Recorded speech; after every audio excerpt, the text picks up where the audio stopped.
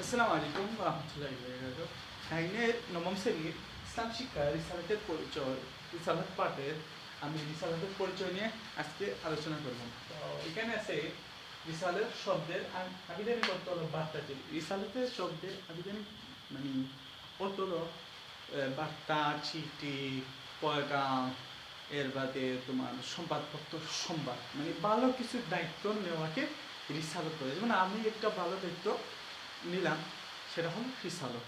তো এটা হলো রিসালত, ভালো কোনো কাজের দায়িত্ব নেওয়াকে রিসালত বলে।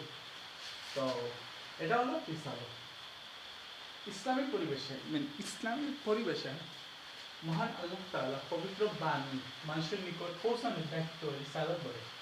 আর যিনি এই দায়িত্ব পালন করেন তাকে বলা হয় রাসূল। এবং রাসূল রাসূল শব্দের অর্থ বহুবচন।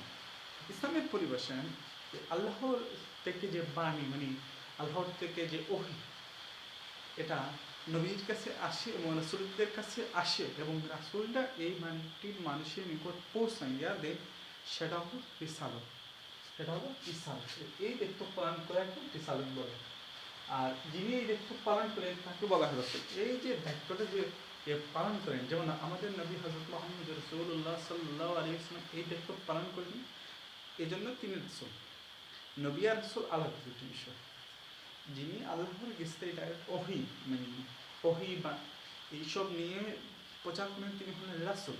আর নবী আল্লাহর মনোনীত একজন মানে মনোনীত একজন প্রিয় বান্দা, যিনি যার উপরে কোরআন মানে কিতাব নাজিল হয় তিনি হলেন রাসূল। আর যার উপরে কিতাব নাজিল হয় না তিনি হলেন নবী। তাহলে কিতাব মানে এই বাণীগুলো নাজিল হয়।